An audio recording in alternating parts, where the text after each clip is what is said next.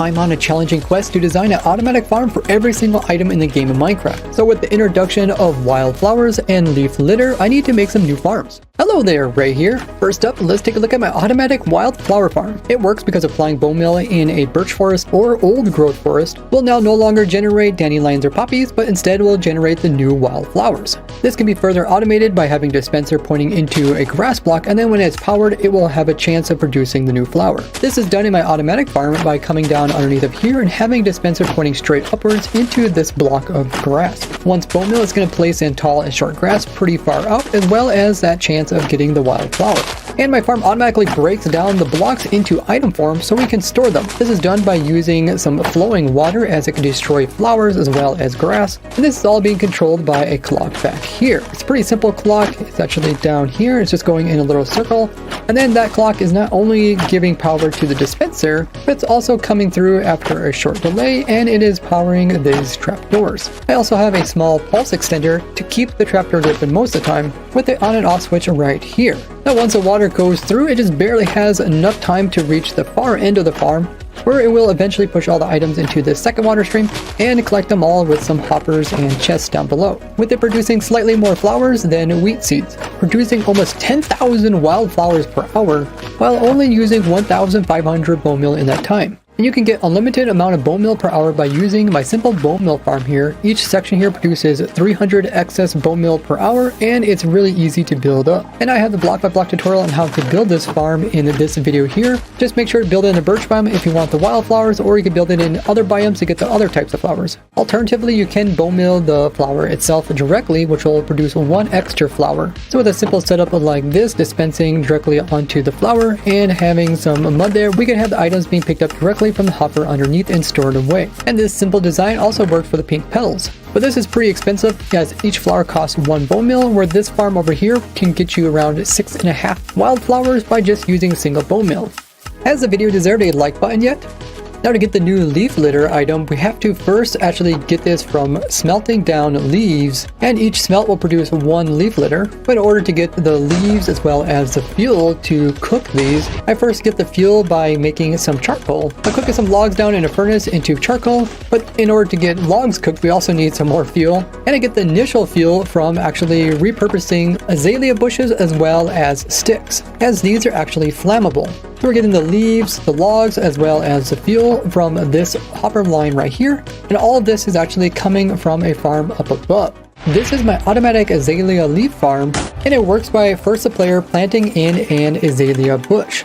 And the way I do this AFK is by having the player holding the bushes in their offhand and riding in a minecart. And then what they're going to do is they're going to aim right towards this trapdoor here, which is opening and closing. This is important for the next step, but when the trapdoor does open up, it will give the player a location to click on this side here, and then the game is going to try to place in the block on this side of where the trapdoor is. So the azalea ends up getting planted on top of this rooted dirt. Once this azalea sapling is in place, we already have a dispenser here, which is being powered by these observer clocks that's going to be constantly trying to grow it up. And the dispenser can be refilled with bone meal using my moss farm I showed before. And a weird mechanic with azalea trees is that when they grow up, they actually create an update to the rooted dirt underneath of them. And I detect the change of this block using an observer, which is going to send power over here to this piston. And then the piston is going to extend, which is then going to power this repeater down here. And when the repeater powers, it's going to push this piston, which is holding the rooted dirt, which is going to move the entire tree trunk upwards. This will get the tree trunk high enough up so we can actually destroy it, as we want to get the logs from the tree in order to use it for charcoal as well as fuel. Only a small part of you have actually clicked that subscribe button, so let me know that you're a subscriber by commenting down below. The way we're destroying the tree is we're using 2 TNT dupers up here. This provides an infinite source of explosions, and we're dropping them at different heights to destroy different parts of the tree. And any extra leaves are getting blown up, and this is how we also get extra azalea bushes. Once destroyed, everything is going to be dropped as items, and then we're using this water stream to push all the items to some collection areas. One of the collection areas is right over here, where we purposely lock this hopper. That way the player can pick up their azaleas and restock their offhand when they come by this.